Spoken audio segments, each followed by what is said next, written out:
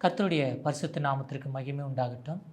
ஆண்டவரும் இரட்சகருமான இயேசு கிறிஸ்துவின் நாமத்தினாலே இந்த காலை வேளையிலே அனுதினமும் இயேசுவோடு என்ற தலைப்பிலே மீண்டும் உங்களை சந்திப்பதிலே மிகுந்த மகிழ்ச்சி அடைகிறேன். தேவனாகிய கர்த்தர் CNTV மூலியமாய் ஒவ்வொரு நாளும் காலை வேளையிலே இப்படிப்பட்ட நிகழ்ச்சியை நமக்காக கொடுத்திருக்கிறார். அதற்காக ஆண்டவருக்கு நான் நன்றி செலுத்துகிறேன். நாம் ஜெபித்து நிகழ்ச்சிக்குள்ளாக கடந்து போகலாம். நன்றி அப்பா, உம்மை துதிக்கிறோம் ராஜா, நன்றி செலுத்துகிறோம். நன்றியோடு உம்மை துதிக்கிறோம் ஸ்தோத்தரிக்கிறோம். இந்த நல்ல காலை வேலைக்காய் உம்மை துதிக்கிறோம் ராஜா, நன்றி செலுத்துகிறோம். நான் எனது பிள்ளைக்கு நல்ல ஈவை தருகிறேன், பரமபிதா அதை காட்டிலும் கொடுத்திடுவாரே. நான் எனது பிள்ளைக்கு நல்ல ஈவை தருகிறேன், பரமபிதா அதை காட்டிலும் கொடுத்திடுவாரே. நினைப்பதற்கும் ஜெபிப்பதற்கும் நினைப்பதற்கும் ஜெபிப்பதற்கும் அதிகமாக தருபவரே, அதிகமாக தருபவரே. எனக்காகவே யாவையும் செய்து முடித்தீர், நன்றி நன்றி ஐயா. என் பாவங்கள் யாவையும் சுமந்து கொண்டீரே, நன்றி நன்றி ஐயா. நினைப்பதற்கும் ஜெபிப்பதற்கும் நினைப்பதற்கும் ஜெபிப்பதற்கும் அதிகமாக தருபவரே, அதிகமாக தருபவரே. பரிசுத்தமுள்ள நல்ல பிதாவே, வானத்தையும் பூமியும் உண்டாக்கின சர்வ வல்லமையுள்ள தேவா, உம்மை துதிக்கிறோம் ராஜா, ஸ்தோத்தரிக்கிறோம் அப்பா. இந்த நல்ல காலை வேலைக்காய் நாங்கள் நன்றி செலுத்துகிறோம். அனுதினமும் இயேசுவோடு என்ற தலைப்பில் இந்த நாளிலும் ஆண்டவரே உம்முடைய பிள்ளைகளோடு நீர் பேச வேண்டிய உம்முடைய வார்த்தைகளுக்காய் நாங்கள் நன்றி செலுத்துகிறோம். கர்த்தர் தாமே அடியேனை மறைத்து நீர் வெளிப்படும்படியாய் நாங்கள் ஜெபிக்கிறோம் ராஜா. ஆண்டவரே, உம்மை குறித்து அறியாதவர்கள் கூட இந்த வார்த்தைகளை கேட்கும்போது நிச்சயமாகவே உம்முடைய நாமத்தின் மேல் நம்பிக்கை வைத்து விசுவாசம் வைத்து நீர் ஒருவரே மெய்யான தேவன் என்பதை அறிந்து கொள்ளத்தக்கதாக என் தேவனாகிய கர்த்தர் ஆண்டவரே அப்பா, இந்த காலை வேளையில் நீர் பயன்படுத்தி தருமாறு நாங்கள் உம்மை நோக்கி பார்க்கிறோம் ராஜா. தொடர்ந்து கிருபையாய் காத்து கொள்ளுங்க, வழி நடத்துங்க, ஆசீர்வதிங்க. இயேசு கிறிஸ்துவின் பரிசுத்தமுள்ள நாமத்தினாலே ஜெபிக்கிறோம் ஜீவனுள்ள நல்ல பிதாவே, ஆமென். அல்லேலூயா. மீண்டும் ஆண்டவராகிய இயேசு கிறிஸ்துவின் நாமத்தினாலே உங்களுக்கு வாழ்த்துதலையும் நன்றியும் தெரிவித்துக் கொள்கிறேன். அனுதினமும் இயேசுவோடு என்ற தலைப்பில் இன்றைக்கு நாம் எந்த தலைப்பில் பார்க்க போகிறோம்னா, அப்பம் என்கிற தலைப்பிலே பார்க்க போகிறோம். நிச்சயமாகவே வேதம் முழுவதும் நாம் வாசிக்க முடியும். அப்பம் என்ற தலைப்பில் சில வார்த்தைகளை தேவனாகிய கர்த்தர் நம்மோடு பேச இருக்கிறார். வேதத்தை தேடி வாசித்து பாருங்கள், அவைகளால் உங்களுக்கு நித்திய ஜீவன் உண்டு என்று வேதம் சொல்கிறது. கர்த்தருடைய புஸ்தகத்தில் தேடி நாம் வாசித்து பார்க்கும்போது நிச்சயமாகவே நம்மளுக்குள்ளே எழுகிற எல்லா கேள்விக்கும் தேவனாகிய கர்த்தர் வேதத்திலே பதில் வைத்திருக்கிறார். இன்றைக்கும் நாம் கர்த்தருடைய வேதத்தில் தேடி வாசித்து பார்க்க போகிறோம். அப்பம் என்கிற அந்த வார்த்தையை கொண்டு நாம் தியானிக்க போகிறோம். முதலாவது ஆதியாகமம் 14ஆம் அதிகாரம் 18வது வசனத்தில் வேதம் சொல்கிறது, அன்றியும் உன்னதமான தேவனுடைய ஆசாரனாக இருந்த சாலமோனின் ராஜாவாகிய மெல்கிசேதேக்கு அப்பமும் திராட்சரசமும் கொண்டு வந்து அவனை ஆசீர்வதித்து, வானத்தையும் பூமியும் உடையவராகிய உன்னதமான தேவனுடைய ஆசீர்வாதம் ஆபிரகாமுக்கு உண்டாவதாக, உன் சத்துருக்களை உன் கையிலே ஒப்பு கொடுத்த உன்னதமான தேவனுக்கு ஸ்தோத்திரம் என்று சொல்லி இந்த வார்த்தை முடிகிறதை நாம் பார்க்க முடியும்.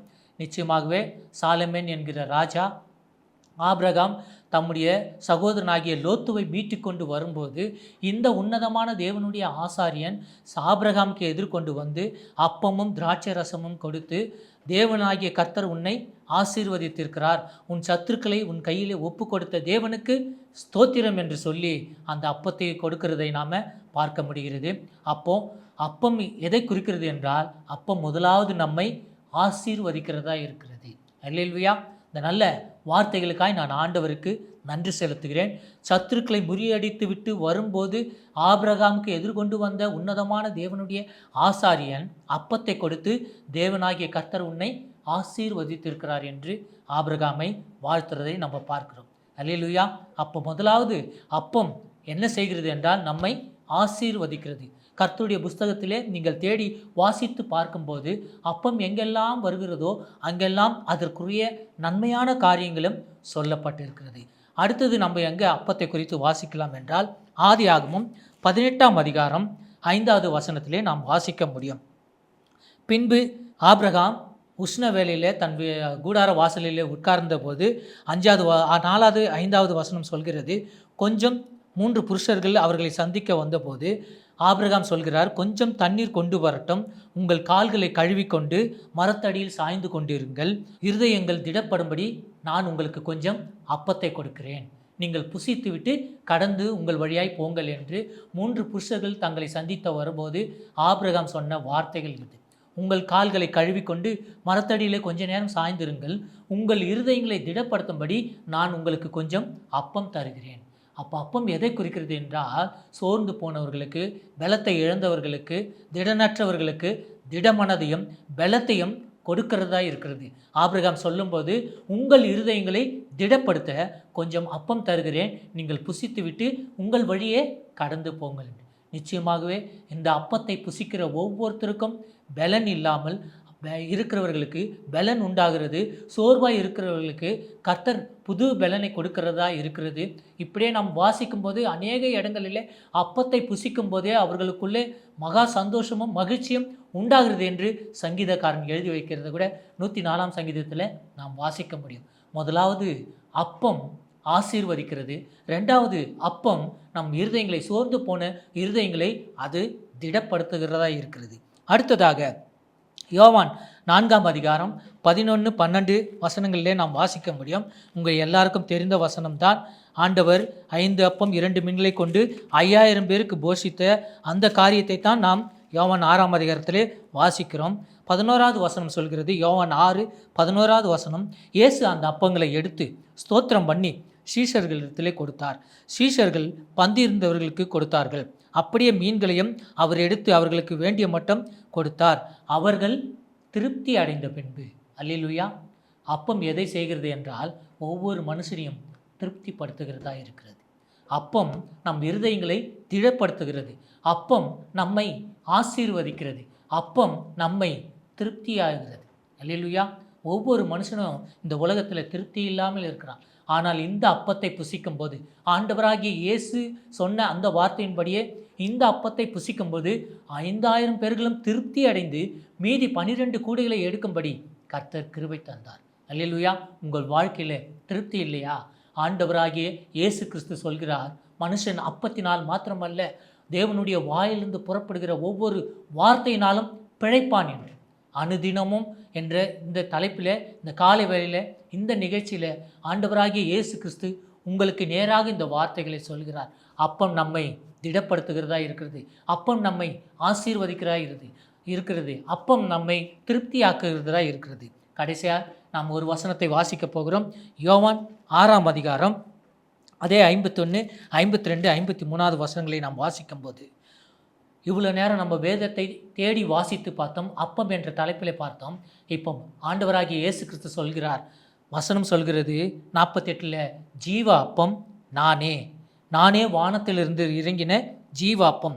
இந்த அப்பத்தை புசிக்கிறவன் என்றென்றைக்கும் பிழைப்பான். நான் கொடுக்கும் அப்பம் உலகத்தின் ஜீவனுக்காக நான் கொடுக்கும் என்னுடைய மாம்சமே. அப்பொழுது யூதர்கள் தன்னுடைய மாம்சத்தை எப்படி நமக்கு புசிக்க கொடுப்பான் என்று தங்களுக்குள்ளே வாக்குவாதம் பண்ணினார்கள்.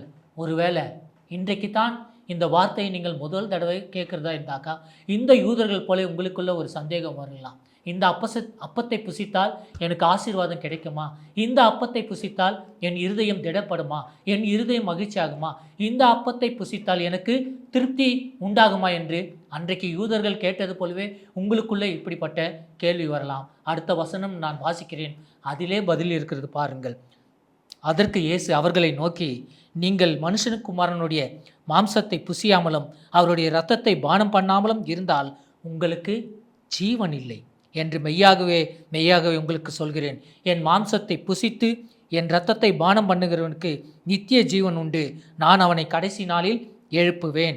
என் மாம்சம் மெய்யான போஜனமாக இருக்கிறது, என் இரத்தம் மெய்யான பானமாக இருக்கிறது. அல்லேலூயா. இந்த வார்த்தைகளுக்காய் நான் ஆண்டவருக்கு நன்றி செலுத்துகிறேன். நாம் கர்த்தருடைய புஸ்தகத்திலே தேடி வாசித்து பார்த்த அப்பம் அப்பம் என்று வாசித்து வந்த இத்தனை வசனங்களும் எதை குறிக்கிறது என்றால் ஆண்டவராகிய இயேசு கிறிஸ்துவே குறிக்கிறது. அவருடைய சரீரம் நமக்காக பிக்கப்பட்டது, அவருடைய இரத்தம் நமக்காக சிந்தப்பட்டது. இன்றைக்கு தான் முதல் தடவை இந்த வார்த்தையை கேட்டுக்கொண்டிருக்கிற நீங்கள், அவர் எனக்காக இரத்தம் சிந்தினார், அவருடைய சரீரம் எனக்காக பிக்கப்பட்டது, அவர் எனக்காக ஜீவனை தந்தார், என் பாவங்களுக்காக என் அக்கிரமங்களுக்காக அவர் தன்னையே பலியாய் கொடுத்தார் என்று நீங்கள் விசுவாசித்த இந்த நேரத்தில் அந்த அப்பம் உங்களை திடப்படுத்துகிறதா இருக்கிறது. அந்த அப்பம் உங்களை ஆசீர்வதிக்கிறதா இருக்கிறது. அந்த அப்பம் உங்கள் சோர்வுகளை எல்லாம் பலனாய் மாற்றுகிறது. அந்த அப்பம் உங்கள் பலவீனங்களை எல்லாம் ஆரோக்கியமாய் மாற்றுகிறது. உங்களுக்கு எப்பேற்பட்ட வியாதியாக இருந்தாலும் அந்த வியாதியிலிருந்து இந்த அப்பம், வார்த்தையாகிய இந்த அப்பம், இயேசு கிறிஸ்து உங்களுக்கு திருப்தி கொடுத்த அவர் வல்லவராக இருக்கிறார். அல்லேலூயா. அப்பம் எதையெல்லாம் செய்யும் என்று இன்றைக்கு கொஞ்ச நேரம் கர்த்தருடைய புஸ்தகத்திலே நாம் தேடி வாசித்து பார்த்தோம். நிச்சயமாகவே அந்த அப்பமாகிய இந்த வார்த்தையை அனுதினமும் நீங்கள் வாசிக்கும் போது, அனுதினமும் இயேசுவோடு உறவாடும் போது, ஜெபிக்கும் போது, துதிக்கும் போது, இந்த வேதத்தை தியானிக்கும் போது நிச்சயமாகவே என்னால் சொல்ல முடியும், அந்த அப்பம் உங்களை ஆசீர்வதிக்கிறதா இருக்கிறது. அந்த அப்பம் உங்களுக்கு மகிழ்ச்சியும் சந்தோஷத்தையும் நித்திய ஜீவனையும் கொடுக்கிறதா இருக்கிறது. அல்லேலூயா. இந்த நல்ல வார்த்தைகளுக்காய் நாம் ஆண்டவருக்கு நன்றி செலுத்தலாமா? நன்றி ராஜா, நன்றி ஆண்டவரே, உம்மை துதிக்கிறோம் துதிக்கிறோம் துதிக்கிறோம் அப்பா. நீர் பேசின அப்பம் என்கிற இந்த வார்த்தைக்காய் நாங்கள் நன்றி செலுத்துகிறோம். கர்த்தருடைய புஸ்தகத்தில் தேடி வாசித்து பாருங்கள். அவைகள் ஜீவன் உண்டு என்று நீங்கள் சொல்லுகிறீர்களே, என்னை குறித்தும் சாட்சி கொடுப்பவைகள் அவைகளே என்று வேதம் சொல்கிறது. அப்படியாய் அப்பம் என்று நாங்கள் தேடி வாசித்து பார்த்தோம். அவை எல்லாமே உம்மை குறித்து சொல்கிறதா இருக்கிறது அப்பா.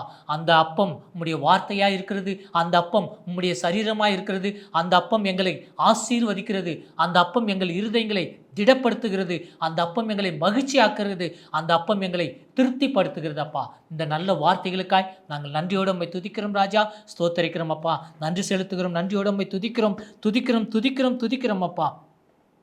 அப்பாவும் சமூகத்தில் அப்பங்கள் நாங்களையா,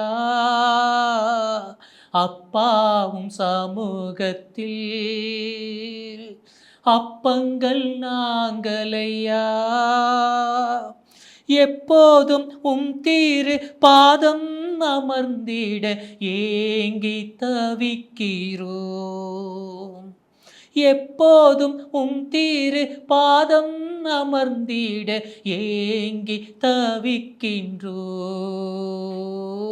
மகிமை மகிமை மாட்சிமை மாறா என் நேசருக்கே,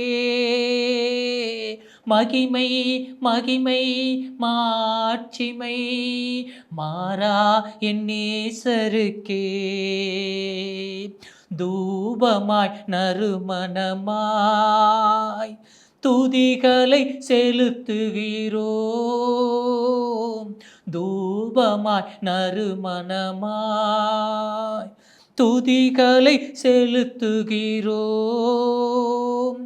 என்னாலும் எப்போதும் எல்லா ஜெபத்தோடும் ஆவியில் ஜெபிக்கின்றோம். என்னாலும் எப்போதும் எல்லா ஜெபத்தோடும் ஆவியில் ஜெபிக்கின்றோம். மகிமை மகிமை மாட்சிமை மாறா என் நேசருக்கே, மகிமை மகிமை மாட்சிமை மாறா என் நேசருக்கே. தெய்வீக கூடாரமே என் தேவனின் சந்நிதியே, தேடி ஓடி வந்தோம் தெவிட்டாத அமுதமே, தெய்வீக கூடாரமே. பரிசுத்தமுள்ள நல்ல பிதாவே, உம்மை துதிக்கிறோம் ராஜா, ஸ்தோத்தரிக்கிறோம் அப்பா. இந்த நல்ல நாளுக்காய் நாங்கள் நன்றி செலுத்துகிறோம். அனுதினமும் இயேசுவோடு என்ற தலைப்பிலே இன்றைக்கு நீர் பேசின நல்ல வார்த்தைகளுக்காய் நாங்கள் நன்றி செலுத்துகிறோம். அனுதினமும் உம்முடைய அப்பமாகிய இந்த வார்த்தைகளை நாங்கள் புசிக்கும்போது என்னென்ன நன்மைகள் உண்டாகும் என்று நீர் பேசின அற்புதமான நம்முடைய ஆலோசனை வார்த்தைகளுக்காய் நாங்கள் நன்றி செலுத்துகிறோம் ராஜா. ஆண்டவரே, இந்த வார்த்தைகளை கேட்ட ஒவ்வொருத்தருக்குள்ளாக ஆண்டவரே ஆசீர்வாதம் உண்டாகட்டும், மகிழ்ச்சி உண்டாகட்டும், சந்தோஷம் உண்டாகட்டும், பலனற்றவர்களுக்கு திடன் உண்டாகட்டும், அவர்கள் வாழ்க்கையில் திருப்தி உண்டாகட்டும் ராஜா. நானே வானத்தில் இருந்து இறங்கின ஜீவ அப்பம் என்று சொன்னீரே, என்னை புசிக்கிறவனுக்கு நித்திய ஜீவன் உண்டு என்று நீர் வாக்கு பண்ணியிருக்கிறீரே, அந்த வாக்கு தத்தங்களுக்காய் நாங்கள் நன்றி செலுத்துகிறோம். அனுதினமும் இந்த வேதத்திலே உம்மை வாசிக்கட்டும், இயேசுவாகிய உம்மை புசிக்கட்டும் ராஜா. கர்த்தர் இப்படி செய்ய போவதற்காய் நாங்கள் நன்றி செலுத்துகிறோம். தொடர்ந்து உம்முடைய நாமம் மகிமைப்படட்டும். இயேசு கிறிஸ்துவின் பரிசுத்தமுள்ள நாமத்தினாலே ஜெபிக்கிறோம் ஜீவனுள்ள நல்ல பிதா, ஆமேன். என் ஆத்துமாவே கர்த்தரை ஸ்தோத்ரி, என் முழு உள்ளமே அவர் பரிசுத்த நாமத்தை ஸ்தோத்ரி. என் ஆத்துமாவே கர்த்தரை ஸ்தோத்ரி, அவர் செய்த சகல உபகாரங்களையும் மறவாதே. ஆமேன். அல்லேலூயா, அல்லேலூயா, அல்லேலூயா.